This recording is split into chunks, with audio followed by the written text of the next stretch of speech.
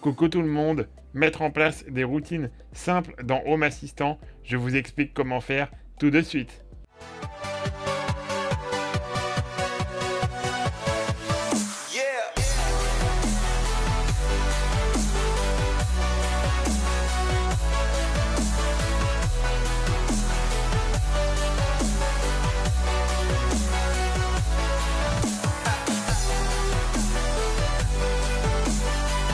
Pour ne rien vous cacher, la vidéo que je devais vous publier cette semaine a été retardée et elle sortira dans quelques temps. Et du coup, aujourd'hui, je me suis dit, pourquoi pas vous proposer une vidéo domotique parce que ça faisait longtemps qu'on n'en avait pas fait sur la chaîne. Des jours et des semaines, des mois peut-être plus. Oui, je sais, ça faisait beaucoup trop longtemps. Et du coup, il y a quelques mois maintenant, je vous avais proposé le top 5 des routines que j'utilise le plus sur Home Assistant. Vous pouvez retrouver la vidéo par là et elle apparaît aussi sur l'écran et dans la description. Et donc aujourd'hui, je vais vous montrer comment mettre en place des routines. On va prendre 3 exemples et vous allez voir que c'est quelque chose de très simple une fois qu'Home Assistant est installé. Donc voilà, on se retrouve sur l'interface de Home Assistant. Avant toute chose, il faut toujours vérifier que votre système Home Assistant est à jour et qu'il n'y a pas de mise à jour en attente. Et ensuite, ça se passe dans Automatisation et scène. Donc c'est très simple, on va créer une nouvelle automatisation. Et voilà, c'est ici que ça se passe, comme vous pouvez le voir, c'est toujours la même architecture. Il faut un déclencheur, des conditions si vous le souhaitez, et une action finale. Mais on va voir ça ensemble avec 3 exemples. On va d'abord choisir un déclencheur. Donc comme vous pouvez le voir, il y a une multitude de déclencheurs. Ça peut être un déclencheur sur l'heure, sur le calendrier, sur une action de Home Assistant, sur un appareil, sur des protocole MQTT, vraiment il y a beaucoup de choix. Donc nous on va choisir un appareil et là on a tous nos appareils connectés à Home Assistant qui apparaissent. Donc vous voyez, j'en ai vraiment beaucoup. On peut vraiment choisir ce que l'on veut pour faire une routine en fonction des appareils que l'on choisit. Donc là on va aller choisir par exemple mon téléphone.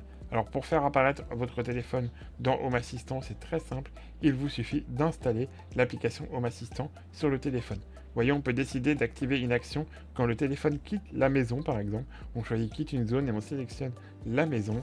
Mais nous, ce qu'on va faire aujourd'hui, on va déclencher une action au changement du niveau de batterie de l'appareil. Donc on va décider que, par exemple, lorsque la batterie passe en dessous 20%, alors là, il n'y a pas de condition à mettre. C'est vraiment la seule condition qu'on va mettre.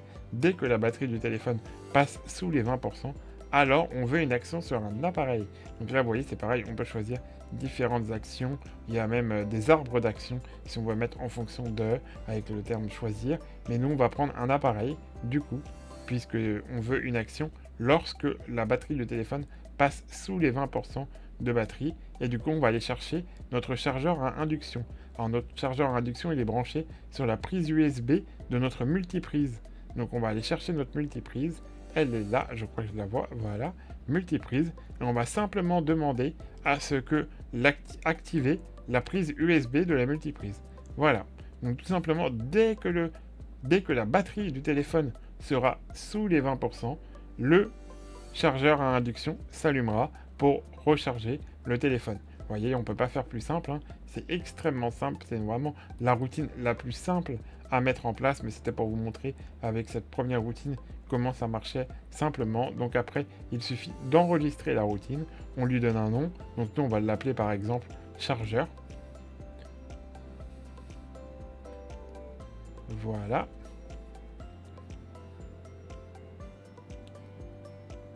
Et donc la routine est en place, il nous propose après un petit récapitulatif, voilà.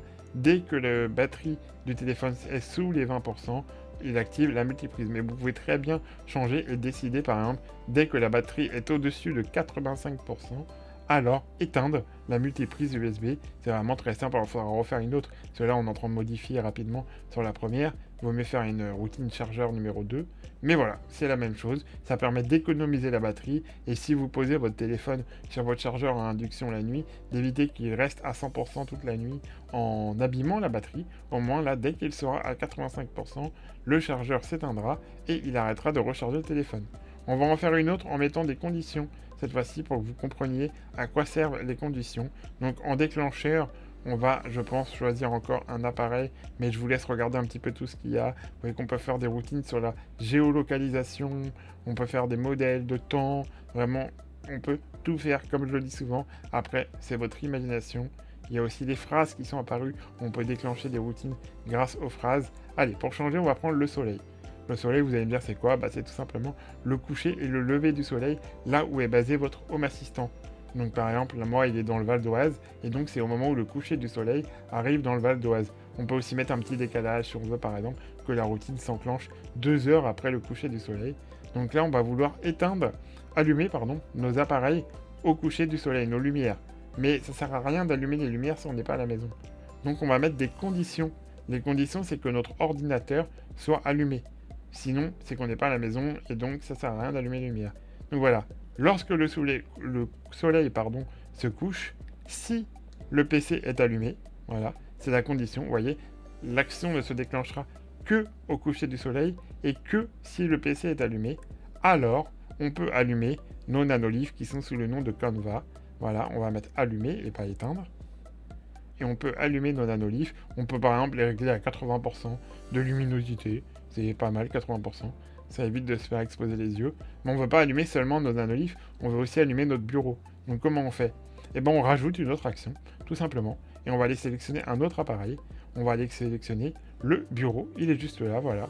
On va allumer le bureau du coup. Et on va le mettre à 80%, lui aussi, pour que ce soit harmonieux. Et donc voilà, on a mis en place une routine avec une double condition. Donc on va l'appeler lumière. Et je vais vous montrer dans le récapitulatif comment ça marche. Mais comme vous pouvez le voir, c'est vraiment très très simple.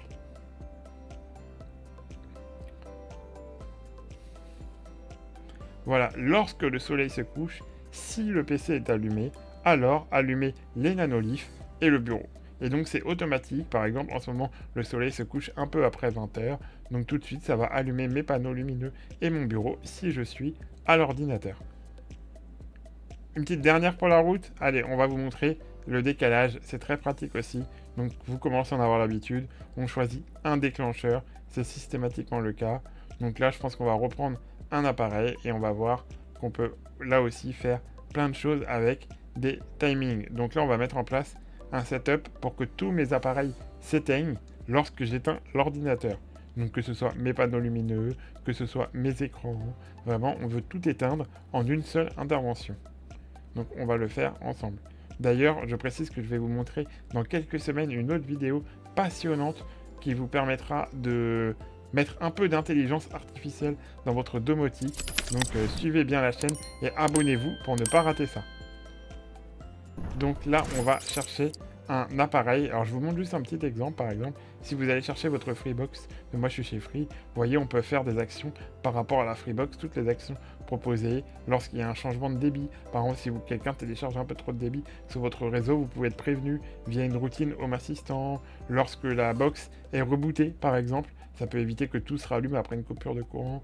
Vraiment, on peut faire multitude de routines. Là, je vous ai pris la Freebox comme exemple, mais vous voyez le nombre d'appareils que j'ai, et chaque appareil vous propose des déclencheurs pour faire des routines en fonction. Alors là, on va pas le faire avec la Freebox, du coup, on va aller chercher encore une fois le PC, et on veut que quand on éteint le PC, tout s'éteigne. Donc voilà, on met le PC, et on marque qu'il a été éteint, désactivé. Le problème, c'est quand on éteint le PC, vous avez l'habitude, souvent il ne s'éteint pas instantanément. Il y a des applications qui mettent un peu de temps à s'éteindre, ça peut prendre quelques minutes, et il y a peut-être des mises à jour aussi, et on ne veut pas que tout se coupe d'un coup. Donc qu'est-ce qu'on va attendre? On va mettre un délai dans les actions, attendre que le temps passe. Donc on va mettre un délai par exemple de 3 minutes. Généralement, si votre ordinateur n'est pas éteint 3 minutes après que vous ayez appuyé sur le bouton éteindre, c'est qu'il y a un petit souci.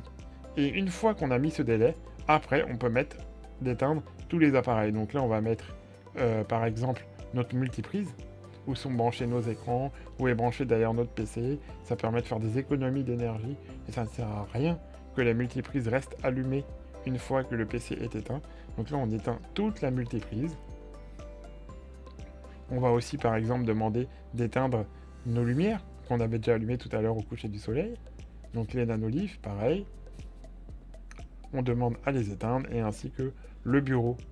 On va demander à éteindre le bureau aussi pour éviter qu'une lumière reste inutilement allumée.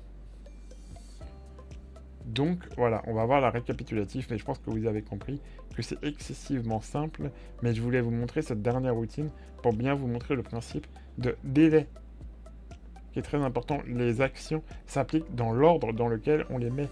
Donc là, avec le récapitulatif, on va mieux comprendre.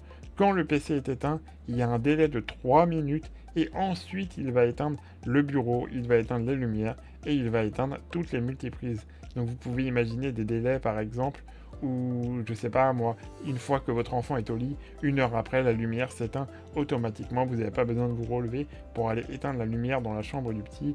Enfin, comme vous le comprenez, vraiment, il y a une infinité de possibilités.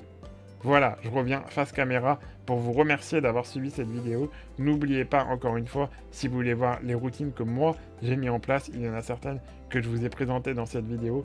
Vous pouvez les retrouver dans ma vidéo sur le top 5 des routines Home Assistant juste là. Quant à moi, je vous dis à la semaine prochaine pour une nouvelle vidéo. Salut, salut!